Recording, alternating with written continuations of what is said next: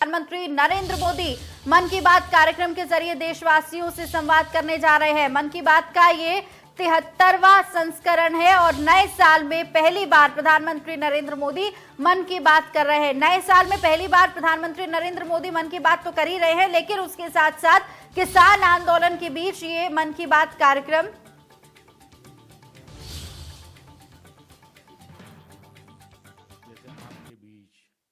आपके परिवार के सदस्य के रूप में उपस्थित हूं। हमारी छोटी छोटी बातें जो एक दूसरे को कुछ सिखा जाए, जीवन के खट्टे मीठे अनुभव जो जी भर के जीने की प्रेरणा बन जाए, बस यही तो है मन की बात। आज 2021 की जनवरी का आखिरी दिन है। क्या आप भी मेरी तरह ये सोच रहे हैं कि अभी कुछ ही दिन पहले तो 2021 शुरू हुआ था? लगता ही नहीं कि जनवरी का पूरा महीना बीत गया है। समय की गति इसी को तो कहते हैं।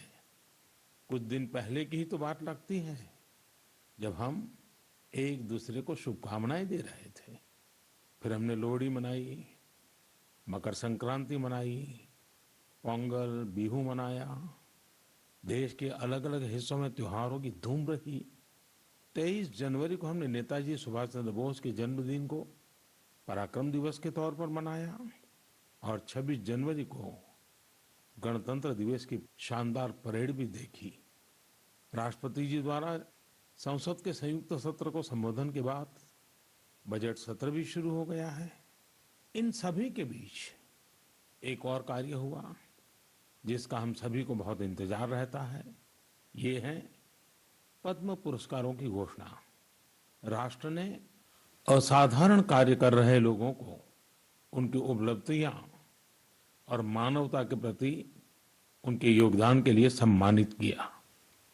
इस साल भी पुरस्कार पाने वालों में वे लोग शामिल हैं जिन्होंने अलग अलग क्षेत्रों में बेहतरीन काम किया है।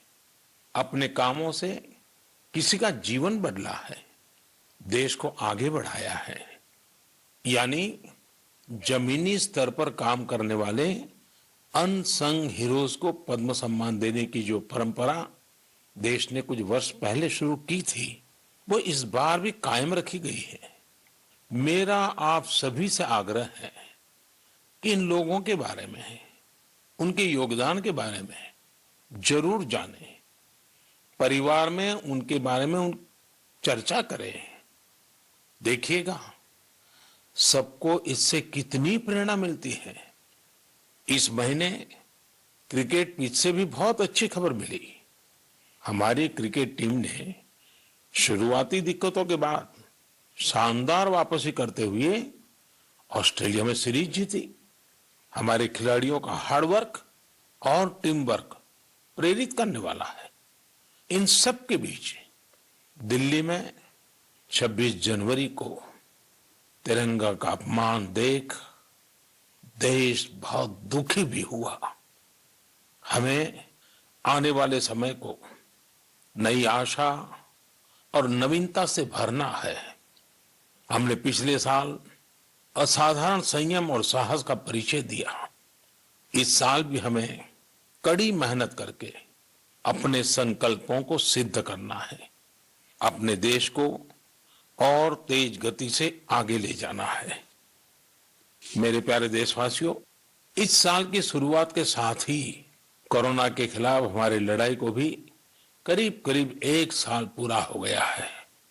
जैसे कोरोना के खिलाफ भारत की लड़ाई एक उदाहरण बनी है, वैसे ही अब हमारा वैक्सीनेशन प्रोग्राम भी दुनिया में एक मिसाल बन रहा है। आज भारत दुनिया का सबसे बड़ा कोविड वैक्सीन प्रोग्राम चला रहा है। आप जानते हैं और भी ज्यादा गर्व की बात क्या है? हम सबसे बड़े वैक्सीन प्रोग्राम के साथ ही दुनिया में सबसे तेज गति से अपने नागरिकों का वैक्सीनेशन भी कर रहे हैं। सिर्फ 15 दिन में भारत अपने 30 लाख से ज्यादा कोरोना वॉरियर का टीकाकरण कर चुका है, जबकि अमेरिका जैसे समृद्ध देश को इसी काम में 18 दिन लगे थे और ब्रिटेन को 36 दिन। साथियों, मेड इन इंडिया वैक्सीन आज भारत की आत्मनिर्भरता का तो प्रतीक है ही, भारत के आत्मगौरव का भी प्रतीक है।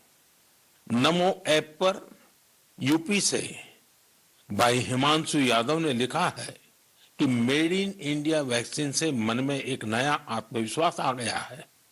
मदुरई से कीर्ति जी लिखती हैं कि उनके कई विदेशी दोस्त उनको मैसेज भेजकर भारत का शुक्रिया अदा कर रहे हैं। कीर्ति जी के दोस्तों ने उन्हें लिखा है कि भारत ने जिस तरह कोरोना से लड़ाई में दुनिया की मदद की है, उससे भारत के बारे में उनके मन में इज्जत और भी बढ़ गई है। कीर्ति जी, देश का ये गौरवगान सुनकर मन की बात के श्रोताओं को भी गर्व होता है। आजकल मुझे भी अलग अलग देशों के राष्ट्रपति और प्रधानमंत्रियों की तरफ से भारत के लिए ऐसे ही संदेश मिलते हैं। आपने भी देखा होगा, अभी ब्राजील के राष्ट्रपति ने ट्वीट करके जिस तरह से भारत को धन्यवाद दिया है, वो देखकर हर भारतीय को कितना अच्छा लगा। हजारों किलोमीटर दूर दुनिया के दूर सुदूर कोने के निवासियों को रामायण के उस प्रसंग की इतनी गहरी जानकारी है, उनके मन पर गहरा प्रभाव है। ये हमारी संस्कृति की विशेषता है। साथियों, इस वैक्सीनेशन कार्यक्रम में आपने एक और बात पर अवश्य ध्यान दिया होगा। संकट के समय में भारत दुनिया की सेवा इसलिए कर पा रहा है क्योंकि भारत आज दवाओं और वैक्सीन को लेकर सक्षम है, आत्मनिर्भर है। यही सोच आत्मनिर्भर भारत अभियान की भी है। भारत जितना सक्षम होगा, उतनी ही अधिक मानवता की सेवा करेगा, उतना ही अधिक लाभ दुनिया को होगा। मेरे प्यारे देशवासियों, हर बार आपके ढेर सारे पत्र मिलते हैं। नमो ऐप और माय गॉव पर आपके मैसेजेस, फोन कॉल्स के माध्यम से आपकी बातें जानने का अवसर मिलता है।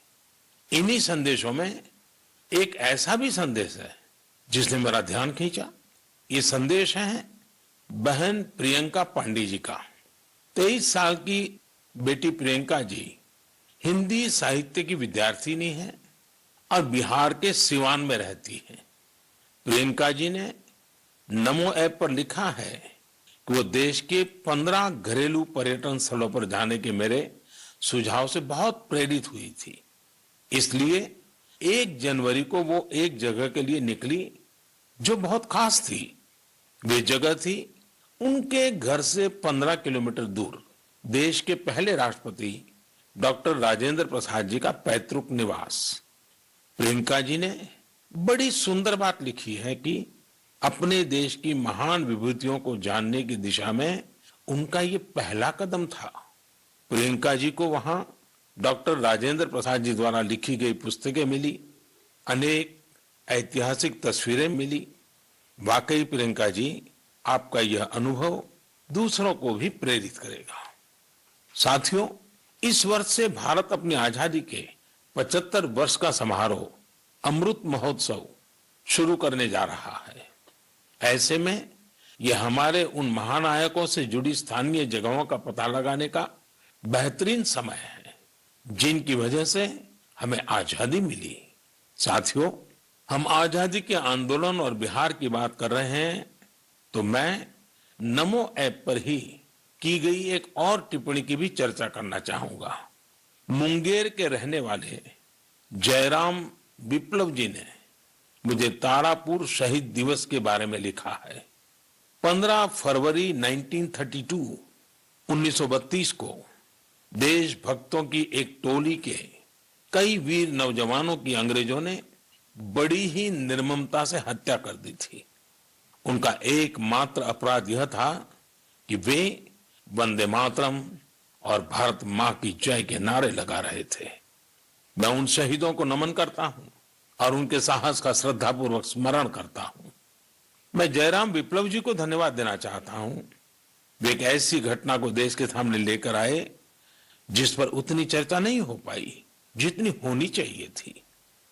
मेरे प्यारे देशवासियों, भारत के हर हिस्से में, हर शहर, कस्बे और गांव में आजादी की लड़ाई पूरी ताकत के साथ लड़ी गई थी।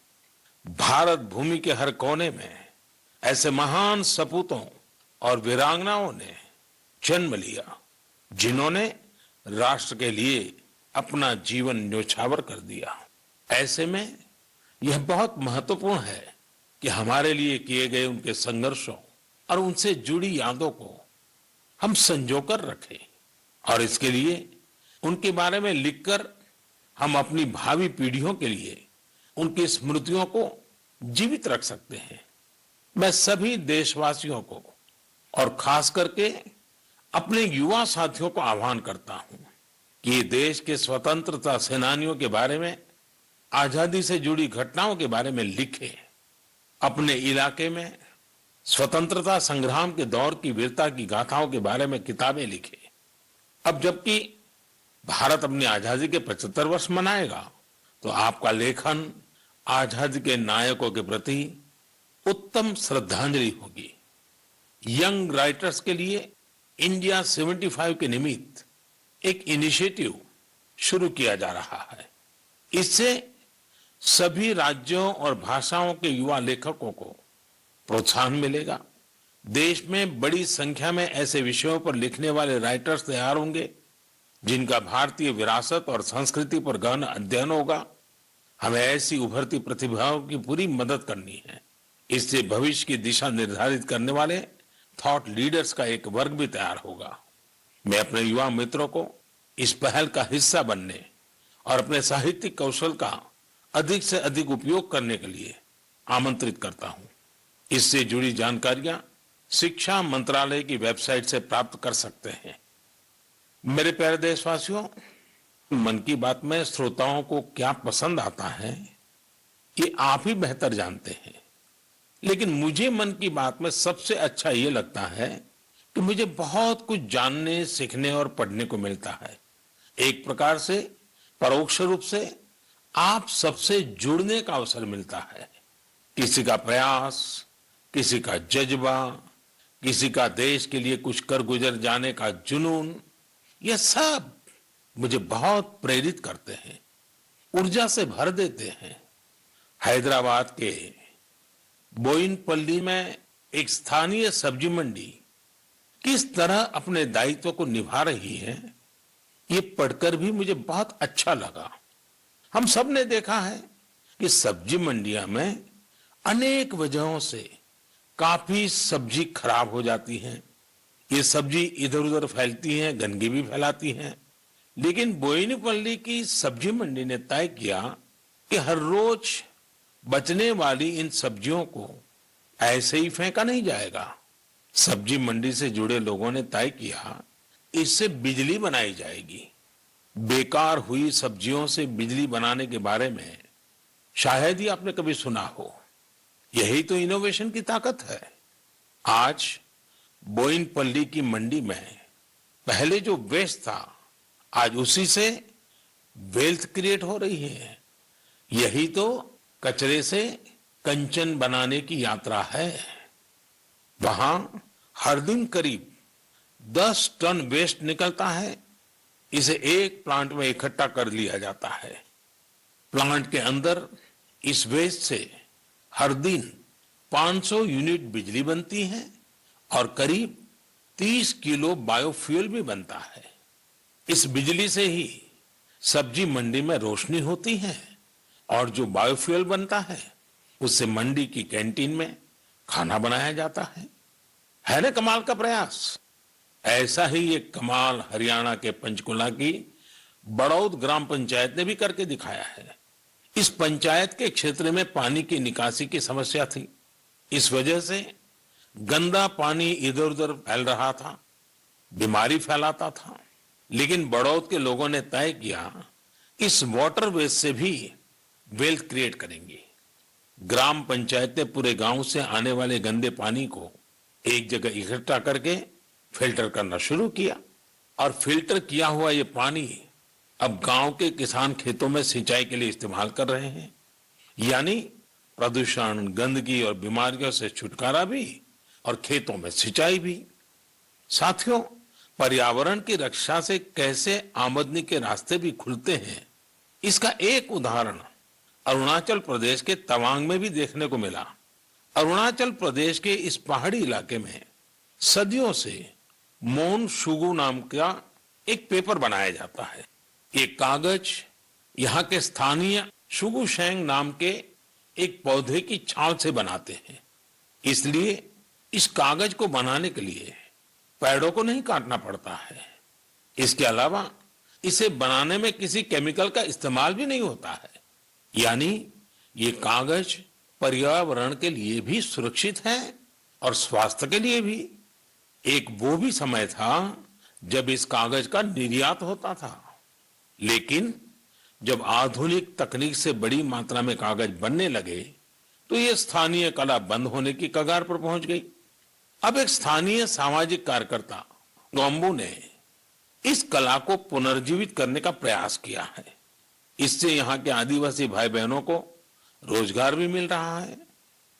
मैंने एक और खबर केरल की देखी है जो हम सभी को अपने दायित्वों का एहसास कराती है। केरल के कोट्टयम में एक दिव्यांग बुजुर्ग हैं, एनएस राजप्पन साहब। राजप्पन जी पैरालिसिस के कारण चलने में असमर्थ हैं, लेकिन इससे स्वच्छता के प्रति उनके समर्पण में कोई कमी नहीं आई है।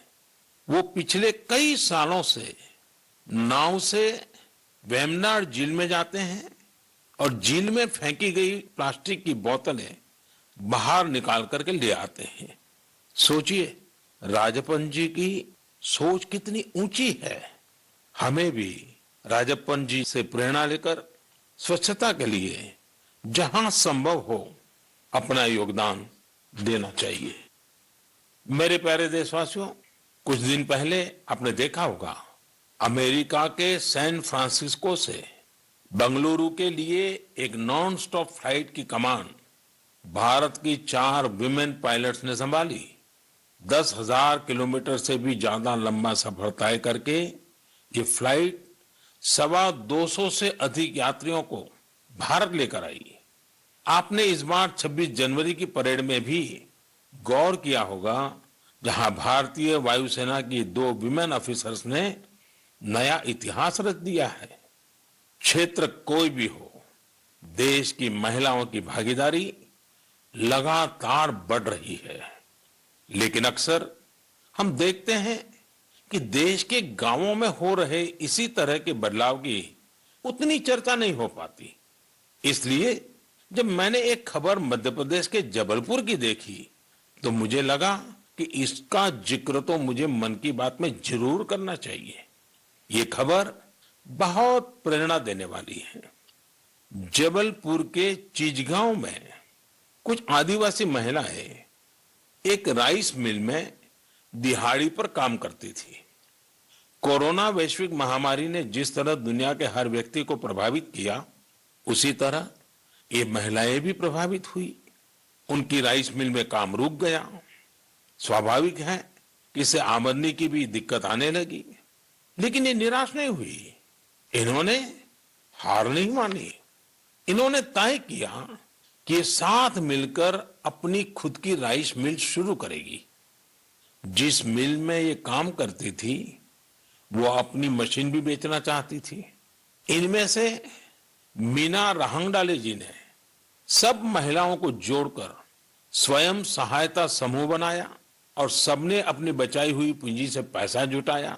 जो पैसा कम पड़ा उसके लिए आजीविका मिशन के तहत बैंक से कर्ज ले लिया। और अब देखिए, इन आदिवासी बहनों ने वही राइस मिल खरीद ली जिसमें वो कभी काम किया करती थी। आज वो अपनी खुद की राइस मिल चला रही हैं। इतने ही दिनों में इस मिल ने करीब 3 लाख रुपए का मुनाफा भी कमा लिया है। इस मुनाफे से मीना जी और उनकी साथी सबसे पहले बैंक का लोन चुकाने और फिर अपने व्यापार को बढ़ाने के लिए तैयारी कर रही हैं। कोरोना ने जो परिस्थितियां बनाई, उससे मुकाबले के लिए देश के कोने कोने में ऐसे अद्भुत काम हुए हैं। मेरे प्यारे देशवासियों, अगर मैं आपसे बुंदेलखंड के बारे में बात करूं तो वो कौन सी चीजें हैं जो आपके मन में आएगी। इतिहास में रुचि रखने वाले लोग इस क्षेत्र को झांसी की रानी लक्ष्मीबाई के साथ जोड़ेंगे। वहीं कुछ लोग सुंदर और शांत ओरछा के बारे में सोचेंगे। कुछ लोगों को इस क्षेत्र में पड़ने वाली अत्यधिक गर्मी की भी याद आ जाएगी। लेकिन इन दिनों यहाँ कुछ अलग हो रहा है जो काफी उत्साहवर्धक है और जिसके बारे में हमें जरूर जानना चाहिए। पिछले दिनों झांसी में 1 महीने तक चलने वाला स्ट्रॉबेरी फेस्टिवल शुरू हुआ। हर किसी को आश्चर्य होता है, स्ट्रॉबेरी और बुंदेलखंड, लेकिन यही सच्चाई है। अब बुंदेलखंड में स्ट्रॉबेरी की खेती को लेकर उत्साह बढ़ रहा है और इसमें बहुत बड़ी भूमिका निभाई है झांसी की एक बेटी गुरलीन चावला ने। लौकी छात्रा गुरलीन ने पहले अपने घर पर और फिर अपने खेत में स्ट्रॉबेरी की खेती का सफल प्रयोग कर ये विश्वास जगाया है कि झांसी में भी ये हो सकता है। झांसी का strawberry festival stay at home concept पर जोर देता है। इस महोत्सव के माध्यम से किसानों और युवाओं को अपने घर के पीछे खाली जगह पर या छत पर टेरेस गार्डन में बागवानी करने और स्ट्रॉबेरीज उगाने के लिए प्रोत्साहित किया जा रहा है। नई टेक्नोलॉजी की मदद से ऐसे ही प्रयास देश के अन्य हिस्सों में भी हो रहे हैं। जो स्ट्रॉबेरी कभी पहाड़ों की पहचान थी, वह अब कच्छ की रेतीली जमीन पर भी होने लगी है। किसानों की आय बढ़ रही है। साथियों, स्ट्रॉबेरी फेस्टिवल जैसे प्रयोग इनोवेशन की स्पिरिट को तो प्रदर्शित करते ही हैं, साथ ही यह भी दिखाते हैं कि हमारे देश का कृषि क्षेत्र कैसे नई टेक्नोलॉजी को अपना रहा है। साथियों, खेती को आधुनिक बनाने के लिए सरकार प्रतिबद्ध है और अनेक कदम उठा भी रही है। सरकार के प्रयास आगे भी जारी रहेंगे। मेरे प्यारे देशवासियों, कुछ ही दिन पहले मैंने एक वीडियो देखा। वह वीडियो पश्चिम बंगाल के वेस्ट मिदनापुर स्थित नया पिंगला गांव के एक चित्रकार सरमुद्दीन का था। वो प्रसन्नता व्यक्त कर रहे थे कि रामायण पर बनाई उनकी पेंटिंग 2 लाख रुपए में बिकी है। इससे उनके गांव वालों को भी काफी खुशी मिली है। इस वीडियो को देखने के बाद मुझे इसके बारे में और अधिक जानने की उत्सुकता हुई। इसी क्रम में मुझे पश्चिम बंगाल से जुड़ी एक बहुत अच्छी पहल के बारे में जानकारी मिली, जिसे मैं आपके साथ जरूर साझा करना चाहूंगा। पर्यटन मंत्रालय के रीजनल ऑफिस ने महीने के शुरू में ही बंगाल के गांवों में एक इनक्रेडिबल इंडिया वीकेंड गेटवे की शुरुआत की।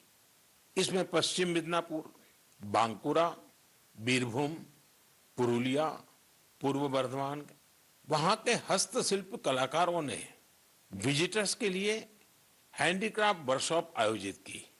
मुझे यह भी बताया गया कि इनक्रेडिबल इंडिया वीकेंड गेटवे के दौरान हैंडीक्राफ्ट की जो कुल बिक्री हुई वो हस्तशिल्पकारों को बेहद प्रोत्साहित करने वाली है। देश भर में लोग भी नए नए तरीकों से हमारी कला को लोकप्रिय बना रहे हैं। ओडिशा के राउरकेला की भाग्यश्री साहू को देख लीजिए। वैसे तो इंजीनियरिंग की छात्रा है, लेकिन पिछले कुछ महीनों में उन्होंने पट्टचित्र कला को सीखना शुरू किया और उसमें निपुणता हासिल कर ली है। लेकिन क्या आप जानते हैं कि उन्होंने पेंट कहाँ किया? सॉफ्ट स्टोन्स पर। कॉलेज जाने के रास्ते में भाग्यश्री को ये सॉफ्ट स्टोन मिले। उन्होंने इन्हें एकत्र किया और साफ किया। बाद में उन्होंने रोजाना 2 घंटे इन पत्थरों पर पट्टचित्र स्टाइल में पेंटिंग की। वह इन पत्थरों को पेंट कर उन्हें अपने दोस्तों को गिफ्ट करने लगी। लॉकडाउन के दौरान उन्होंने बोतलों पर भी पेंट करना शुरू कर दिया। अब तो वो इस आर्ट पर वर्कशॉप भी आयोजित करती हैं। कुछ दिन पहले ही सुभाष बाबू की जयंती पर भाग्यश्री ने पत्थर पर ही उन्हें अनोखी श्रद्धांजलि दी। मैं भविष्य के उनके प्रयासों के लिए शुभकामनाएं देता हूं। आर्ट एंड कलर्स के जरिए बहुत कुछ नया सीखा जा सकता है किया जा सकता है। झारखंड के दुमका में किए गए एक ऐसे ही अनुपम प्रयास के बारे में मुझे बताया गया। यहां मिडिल स्कूल के एक प्रिंसिपल ने बच्चों को पढ़ाने और सिखाने के लिए गांव की दीवारों को ही अंग्रेजी और हिंदी के अक्षरों से पेंट करवा दिया। साथ ही उसमें अलग अलग चित्र भी बनाए गए हैं। इससे गांव के बच्चों को काफी मदद मिल रही है। मैं ऐसे सभी लोगों का अभिनंदन करता हूं जो इस प्रकार के प्रयासों में लगे हैं। मेरे प्यारे देशवासियों, भारत से हजारों किलोमीटर दूर, कई महासागरों महाद्वीपों के पार एक देश है जिसका नाम है चिले।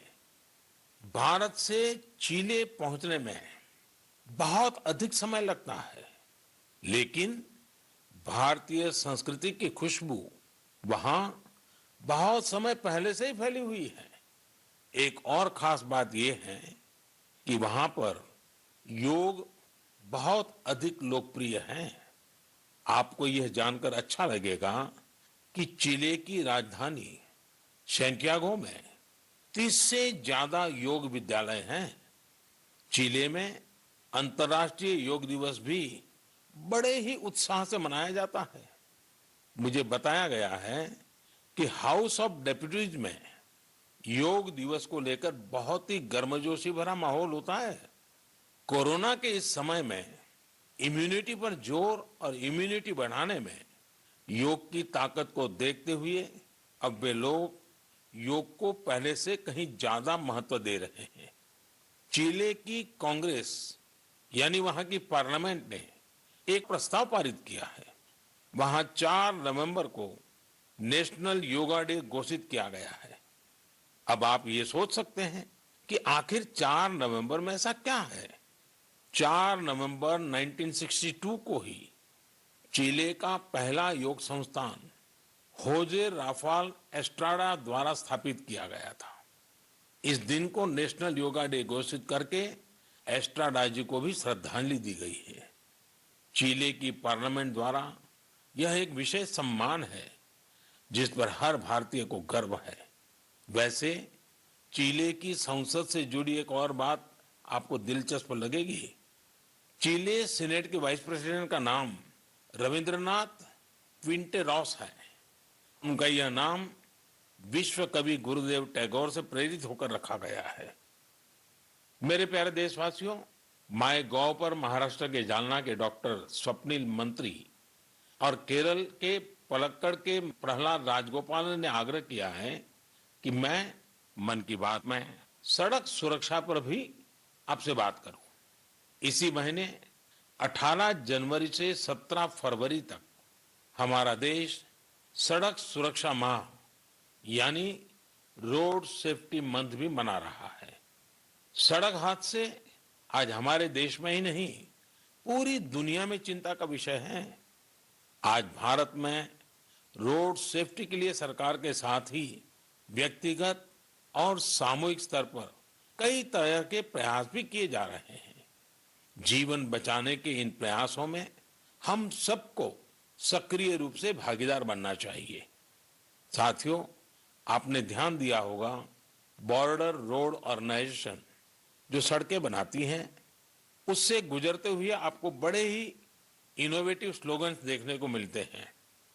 This is highway not runway, या फिर be mister late than late mister. ये स्लोगन्स सड़क पर सावधानी बरतने को लेकर लोगों को जागरूक करने में काफी प्रभावी होते हैं। अब आप भी ऐसे ही इनोवेटिव स्लोगन्स या कैच फ्रेजेस माय गॉव पर भेज सकते हैं। आपके अच्छे स्लोगन्स भी इस अभियान में उपयोग किए जाएंगे। साथियों, रोड सेफ्टी के बारे में बात करते हुए मैं नमो ऐप पर कोलकाता की अपर्णा दास जी की एक पोस्ट की चर्चा करना चाहूंगा। अपर्णा जी ने मुझे फास्टैग प्रोग्राम पर बात करने की सलाह दी है। उनका कहना है कि फास्टैग से यात्रा का अनुभव ही बदल गया है। इससे समय की तो बचत होती ही है, टोल प्लाजा पर रुकने, कैश पेमेंट की चिंता करने जैसी दिक्कतें भी खत्म हो गई हैं। अपर्णा जी की बात सही भी है, पहले हमारे यहाँ टोल प्लाजा पर एक गाड़ी को औसतन 7 से 8 मिनट लग जाते थे, लेकिन फास्टैग आने के बाद ये समय औसतन सिर्फ 1.5-2 मिनट रह गया है। टोल प्लाजा पर वेटिंग टाइम में कमी आने से गाड़ी के ईंधन की बचत भी हो रही है। इससे देशवासियों के करीब 21,000 करोड़ रुपए बचने का अनुमान है, यानी पैसे की भी बचत और समय की भी बचत। मेरा आप सभी से आग्रह है कि सभी दिशा निर्देशों का पालन करते हुए अपना भी ध्यान रखें और दूसरों का जीवन भी बचाएं। मेरे प्यारे देशवासियों, हमारे यहां कहा जाता है, जल बिंदु निपातेन क्रमशः पूर्यते घटः, अर्थात एक एक बूंद से ही घड़ा भरता है। हमारे एक एक प्रयास से ही हमारे संकल्प सिद्ध होते हैं। इसलिए 2021 की शुरुआत जिन लक्ष्यों के साथ हमने की है, उनको हम सबको मिलकर ही पूरा करना है। तो आइए हम सब मिलकर इस साल को सार्थक करने के लिए अपने अपने कदम बढ़ाएं। आप अपना संदेश, अपने आइडियाज जरूर भेजते रहिएगा। अगले महीने हम फिर मिलेंगे। इति विदा पुनर्मिलनाय।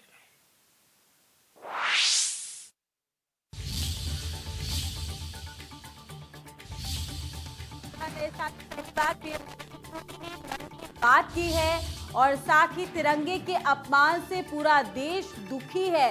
26 जनवरी पर लाल किले पर जो कुछ हुआ उसका जिक्र करते हुए नजर आए हैं पीएम नरेंद्र मोदी। कोरोना टीकाकरण अभियान दुनिया के लिए मिसाल बना है।